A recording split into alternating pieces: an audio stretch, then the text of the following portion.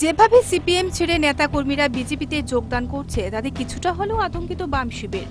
আগের নির্বাচনগুলিতে বামফ্রন্টের বিরুদ্ধে একাধিক অভিযোগ এনেছিল শাসক দলগুলি। সে অভিযোগ ছিল নির্বাচনের সময় বা তার কিছুদিন আগে। কিন্তু বর্তমানে নির্বাচনে প্রায় ১.৫ বছর আগে যেভাবে শাসক দল বিরোধীদের উপর আক্রমণ করছে তার আগে কোনোদিন রাজ্যের মানুষ দেখেছে কিনা তা নিয়ে যথেষ্ট সন্দেহ রয়েছে। শনিবার রাত থেকে বিলুনিয়া দলীয় পতাকা লাগানোকে কেন্দ্র করে সিপিএম বিজেপির সংঘর্ষ বাধে। আহত হয় দুপক্ষের বেশ কিছু সমর্থক। দলীয় পতাকা লাগাতে শাসক দলের বাধা দানের প্রতিবাদ জানিয়ে রবিবার সকালে যখন বিজেপি মিছিল করতে যাচ্ছিল তখনই আবার আক্রমণ হানে সিপিএম। ভাঙচুর করা হয় সিপিএম কর্মীদের গাড়ি। এই ঘটনায় আক্রান্ত বিজেপি কর্মীদের দেখতে বুধবার বিলুনিয়ায় যায় বিজেপি প্রতিনিধি দল। নেতৃত্বে ছিলেন বিজেপি রাজ্য সম্পাদিকা প্রতিমা ভৌমিক। প্রথমে বিলুনিয়া হাসপাতালে গিয়ে আক্রান্ত ব্যক্তিদের সঙ্গে দেখা করেন তিনি, কথা বলেন তাদের সঙ্গে। সেখান থেকে তারা দেখা করেন বিলুনিয়ার আইপিএস অফিসারের সঙ্গে। তার কাছে অভিযোগ জানান তারা। বেশ কিছুক্ষণ কথা হয় তাদের মধ্যে। এরপরে বেরিয়ে সাংবাদিকদের মুখোমুখি হন তিনি।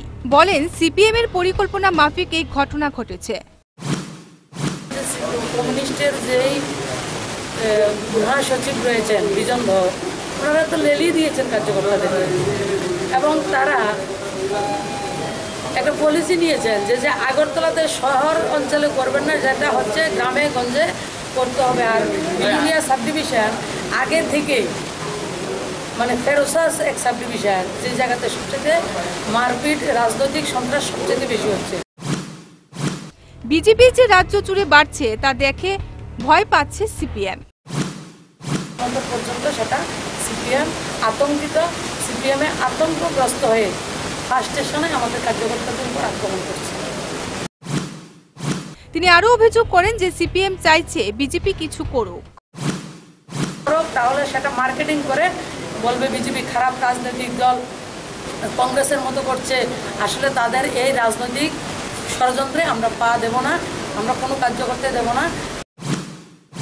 বিগত কয়েক মাস ধরে দেখা গেছে যে বিলুনিয়াতে বিজেপির উত্তর বৃদ্ধি পাচ্ছে, আর তাতেই সিঁদুরে মেঘ দেখছে সিপিএম।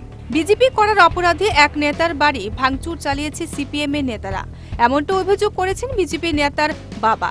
তিনি বলেছেন, আমি জানি না, বলে এটা বিজেপি নেতার বাড়ি ভাঙ, এই বাড়ি ভাঙ। কে কইছে কথাগুলো? এগুলো সিপিএম এর লোকজন বলেছে। সব সিপিএম এর নেতারা এসছে, তারা এটা এই কথা বলেছে যে পেট্রোল দিয়ে বাড়িটা পোড়া। তারা হিসাব করলে পেট্রোল দিলে ওই বাড়ি পুড়ে যাবে, যার জন্য আর পেট্রোল হিসাব করে দেয় নাই। ঢুকে এবার পেট্রোলের বোতল থেকে আমরা পিছন দিকে চলে গেছি, ওই সুযোগে ঘরে ঢুকে এটা ফেলে ভাঙচুর করে চলে গেছে। আপনার উপরে কোনো আক্রমণ কিছু না, ওর মাকে মেরেছে।